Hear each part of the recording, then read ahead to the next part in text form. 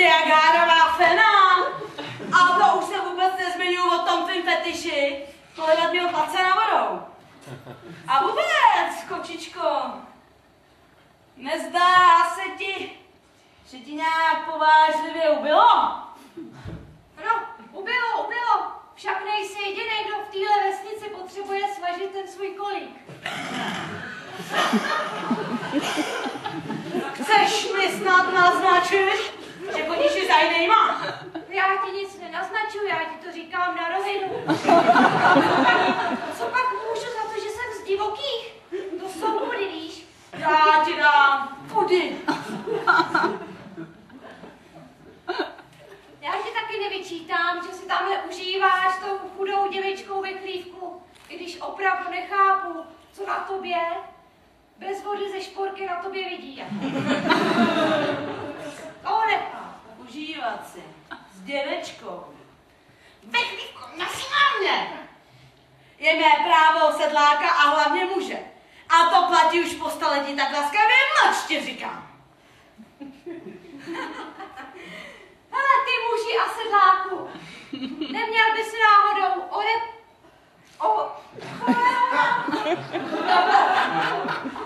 rány podojit, střechu spravit a co ty naše groše? Takhle zmizely.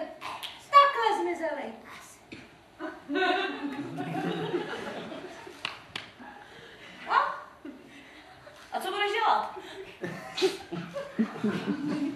Já opravdu vážně, ale vážně uvažuji o tom, že se vrátím mezi své sestřičky divošenky. Neblázni, nedělej to. Pojď se mnou. Mám nový geniální plán. To jako když si sázel ty makovice, nebo sel ten durman.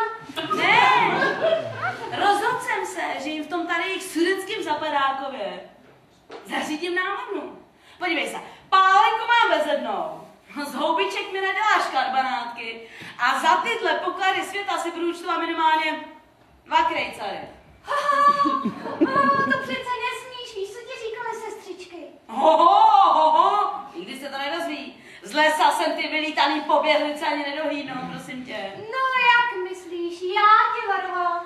I kuš, ženská hloupá, hýbaj plotně. Plotně?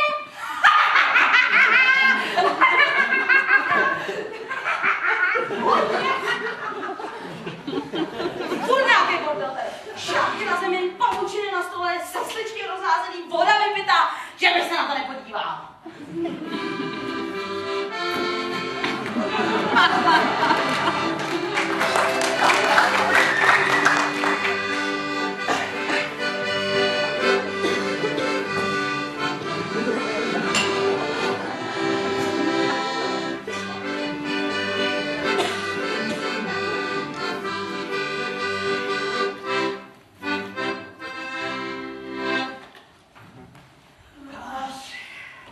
Nevíš, co nám chce? Tak? Ten prasky už jsou plné. Dneska ráno vyposlala postovní holuba, že s náma potřebuje něco probrat. Má prej pro nás nějakou lukrativní nabídka. Asi chci konečně otáhnout, nebo co? No, to by nebylo tak špatný, ale tu svoji kočičku by nám tady mohl nechat. Tvoje ženská kohdut! Akorát má fakt blbejzví. Polívat mi uchlacená vodu. Tak jo, to znám. Mě, ta, celý lesnici. Kanzidov! Jestli ona to taky nebude, pak až žanda. No, každopádně kočička je pěkně Zdar sousedé!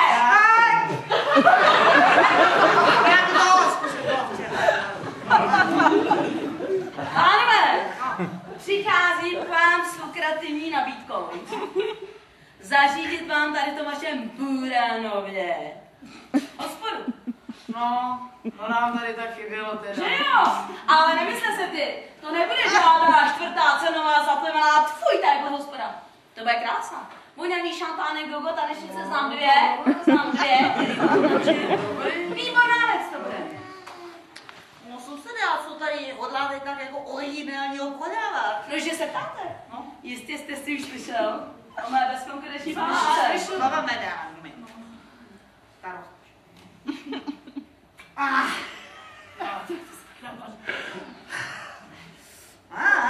Dobrá věc, ne? K jídlu bys tam něco neměl? No tak. Co by byla hospoda bez jídla, že jo? No právě. Takže tady mám výborné karbanátky, jedině.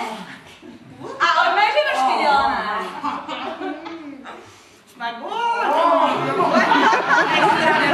A jsou poznášející, že jo? Kamarádi, teď si teprve ukázkově povezlíme. Zahraj! Jasně! Zahraj! Odeš. Aby se stalo ještě?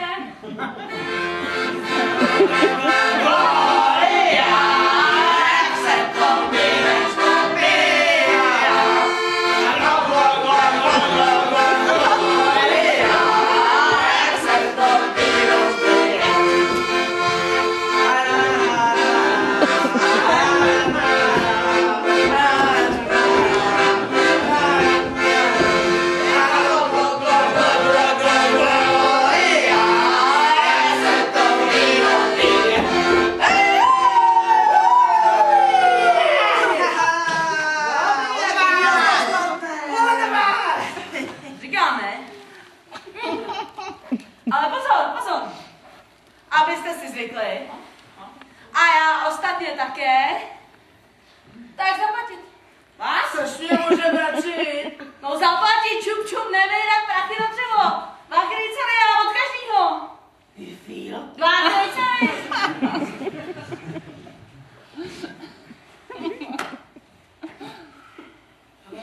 Učil byste mě to dát teď na dnes. No vidíte, pánové, pořádek dělá přátelé. A teď teprve můžeme znova. No, No. má tam hovno, podívej. Jak je to možné? Šaj se? Butilka prázdná a pytlíček? Pytlíček rovněž. No tak to bych jsem se na to teda podíval, co mi ty dvě postrčily. Viděl jsi to někdy? Aký prázdný jestli nebo co?